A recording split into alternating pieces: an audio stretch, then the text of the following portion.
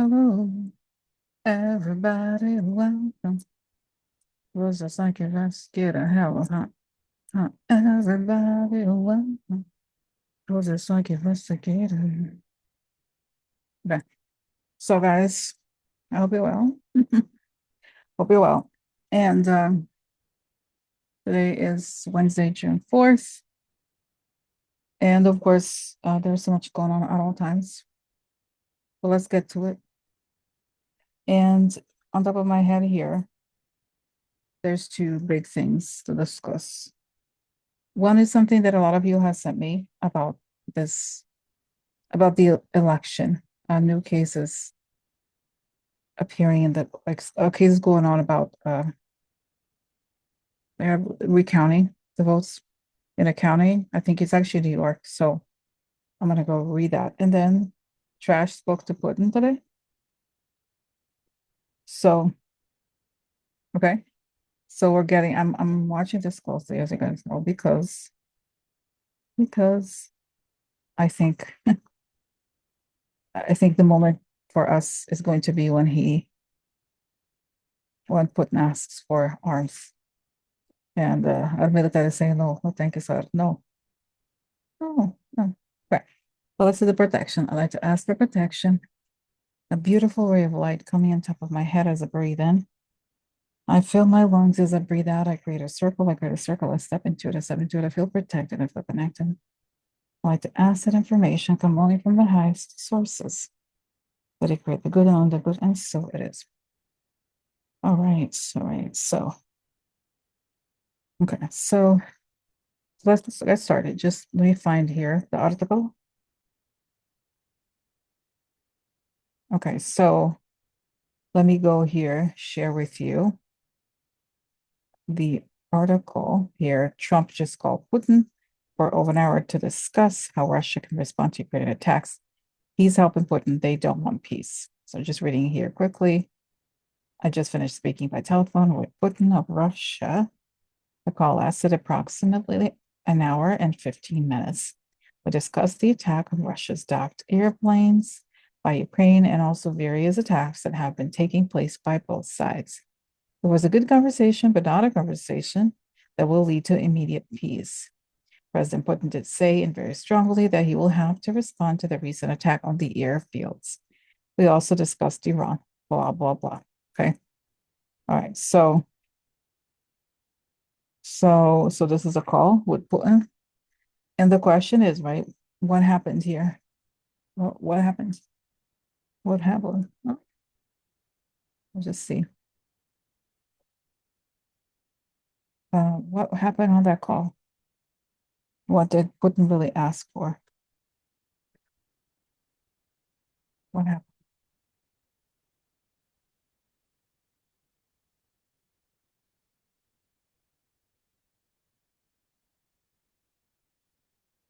His fear, it put us, you, what do I pay you for? What do I spend the money electing you, putting resources for you? You should have said information for me. You do nothing.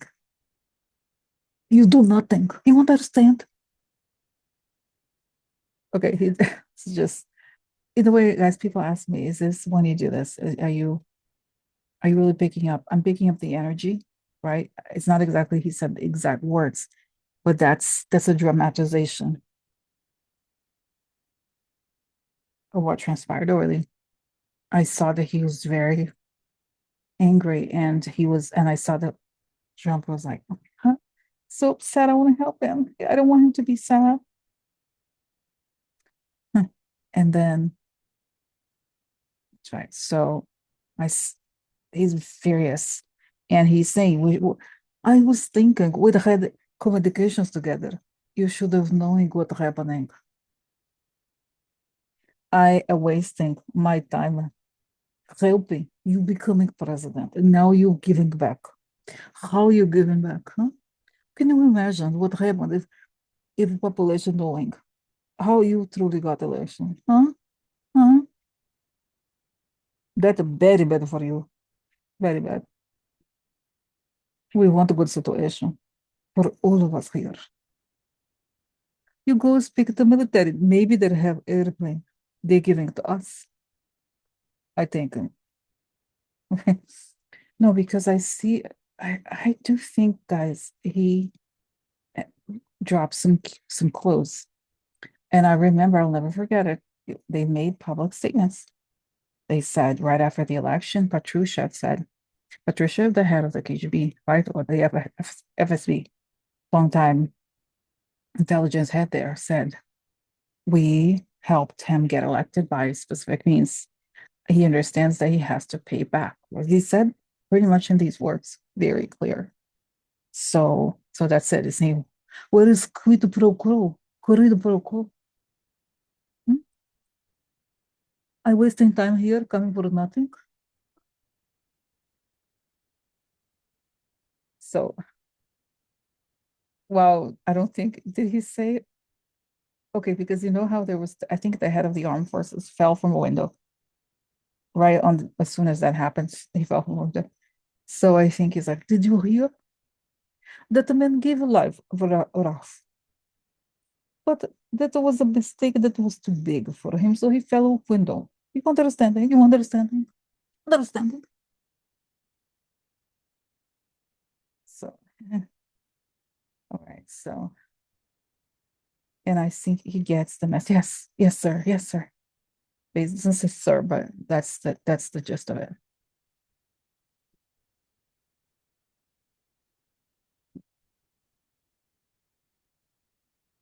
So my face is kind of like this. This is a channel about muscle exercise. Okay. Okay. No, no, it's about true news. No, true news and investigation. Investigation. Okay. Now let's talk about something that I shared yesterday, which is a video of the video. It's a post from Alexander Dugin, where he asks MAGA, where are you? And we know that Alexander Dugin is this propagandist who influenced Putin a lot. He's very, very right wing over there in the Raf. So, and he said, MAGA, where are you? Help us out. Okay. Okay, so this is what I posted yesterday. I said, we're getting close. High profile Russian figures are asking Trump for help, like Alexander Dugin, the propagandist, asks MAGA, where are you? Soon enough, Trump will be pushed to ask the US military to help Putin and the Russian army. And that'll be the end of Trump. So let's see here. Let's ask Ash about this guy, Dugin. Alexander Dugin made that statement on Twitter saying, MAGA, where are you? So why did he make that statement? And what is going on in the minds of people like him who are pro-Putin, who are very anti-Ukraine, and know that Russia manipulated and helped Trump win the election, right? I mean, I think it's fair to say. So what are they thinking? What are they thinking? I see, wow, the Dugin guy has something, he feels something in the pit of his stomach that it's not working out the way he envisioned. Because he wrote this book, I think in the 90s. I don't know the name of the book. I don't really care. I'm not gonna read it. But it has this vision of Russia taking Ukraine and all these things and taking over Europe and doing this and that. And so he realizes he feels it's not, he knows deep down it's not going to happen. But he's so delusional. They're so delusional over there that they don't even have a plan B. They don't have, it's all kamikaze basically. That's everything they've bet on. So what is Alexander, what does Alexander Dugin think the solution is? And does he have any influence in the Putin government to make Putin do this or that or ask for X, Y, and Z? I see that he's like, and he sees how especially interesting. Trump and JD Vance going after Zelensky actually made Zelensky more of a hero and pushed Europe to support them. And they didn't realize how united Europe really became. And very quickly, right? How it happened very quickly. So, so it's just, oh no, I need all of them dead. Put in here, Alexander calling. Do we have nuclear weapons? We have no, I don't. Is he really? He's pushing. It's like because he's very hardcore. This guy is like, what is hardest thing you can do for them? Put poison in the air. Put everything, everything. I want everything.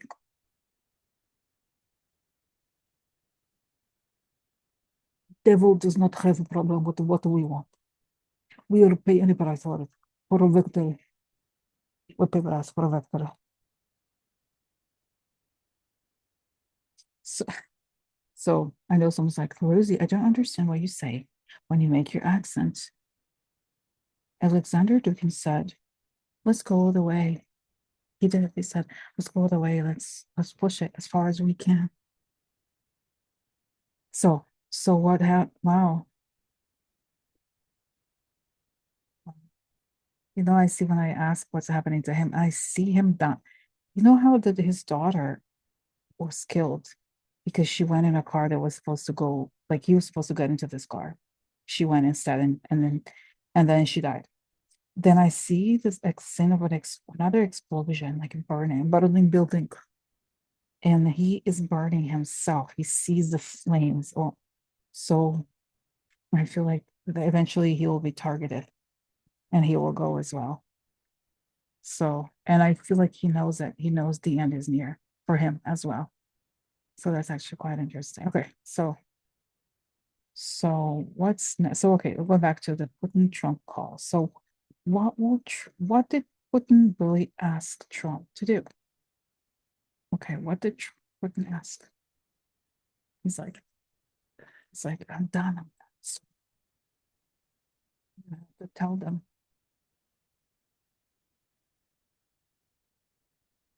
Because guys, again, the situation is that they don't have enough bombers to continue of the war and the speed that it's going, and they're running out of resources. So they want to change that, but the European sanctions are really terrible also on them, even if America stops all the sanctions, which it hasn't really happened quite yet. Oh, and he's saying they hoped. This is like so funny. The two of them thought that if they humiliated Zelensky, he would just cave. Think so, guys. This is like how everything is about mind games and power. It's all about mind games. They thought they've just treated Zelensky horribly. He would cave. He has not caved. He's a real person. He's a hero. He's a true statesman. So okay. So and then I saw today. I listened to different programs related. I think it's the Times from the UK saying that today or yesterday, Zelensky went to visit children at a school, and there was in the bomb. They had to go to the bomb shelter, and he went with them to the like. This is a person who shows up. He's not hiding in some bunker. He's not. He's there with them, really. So I feel like I saw an orb, but so that's nice. Okay. So all right. Oh, and then guys, did you see this? That also from one of the shows I was listening to, they played this clip of Mark Rutte saying that Ukraine will join NATO. Yes. So let me find it for you. So let me show you. So I was looking for there's a video where he's actually saying that, but I didn't. I just only found the video in some pro Russia channel. I didn't want to share that because I don't want to pollute you. So okay, here is all allies agreed on Ukraine's NATO membership, says Rutte in Vilnius. This is June 2nd, 2 days ago.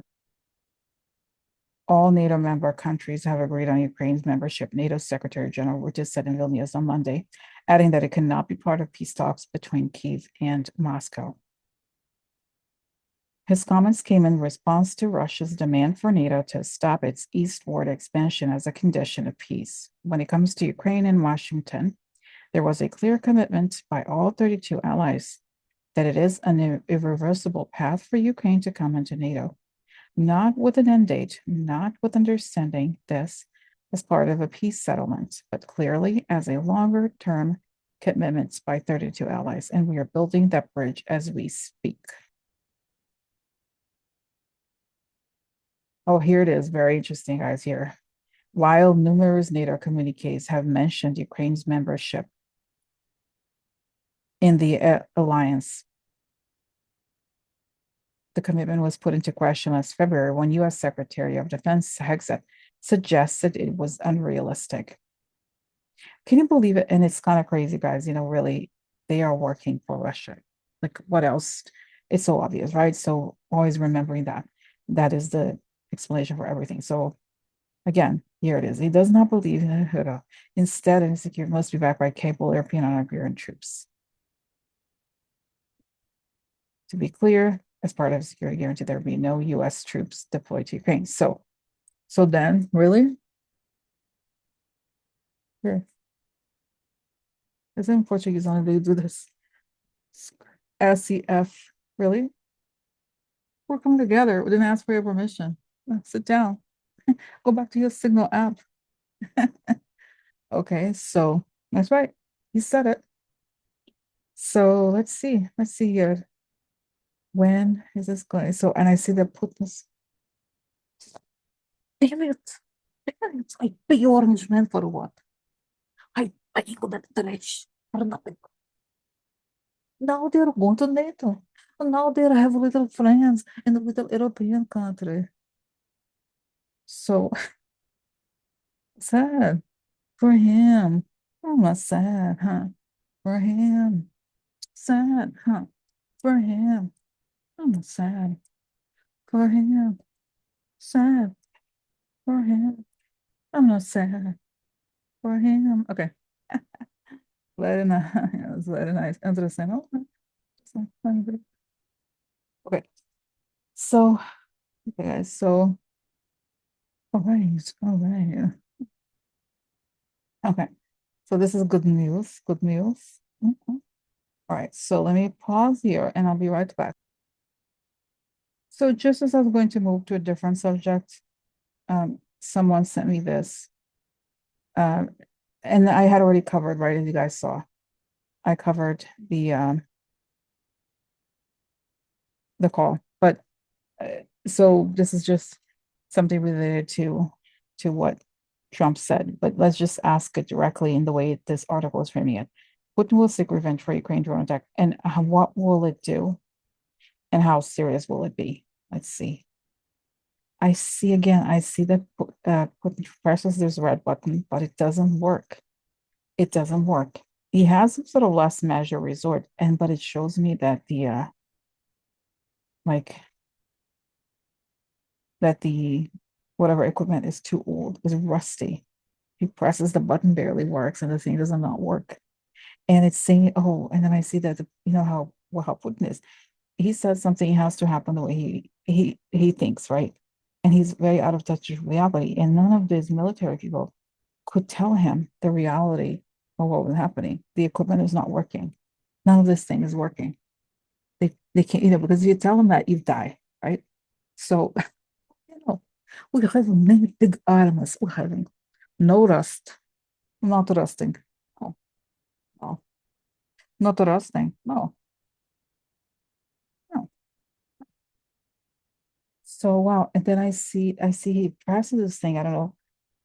It doesn't really necessarily matter what it is. They already every day they shell, they bomb, whatever, right? Over there, the capital, and they do all these horrible things. So they try to do this thing, but it doesn't work. And then I see that Putin has to go to this some bunker that he knows it's sort of like Hitler. He goes crazy in the end, has to go to some bunker to hide. And he just kind of disappears. But I feel like, guys, he's gonna die soon.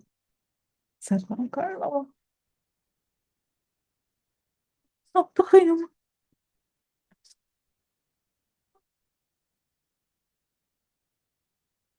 Let's have violin for him. Have violin. President Putin, let's see for him. Have violin.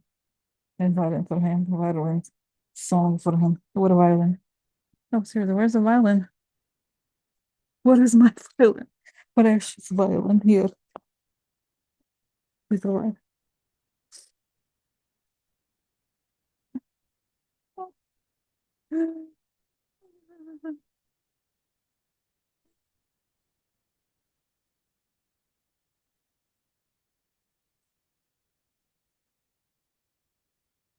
Oh, like this.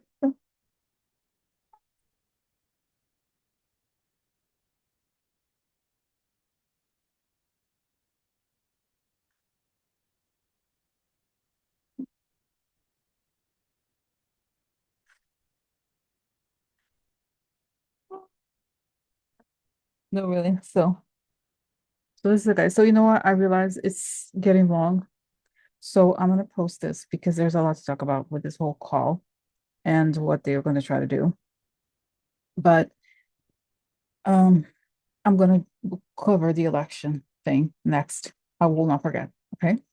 So, all right. So let me thanks for watching for now, and I'll talk to you soon. Bye bye. Bye.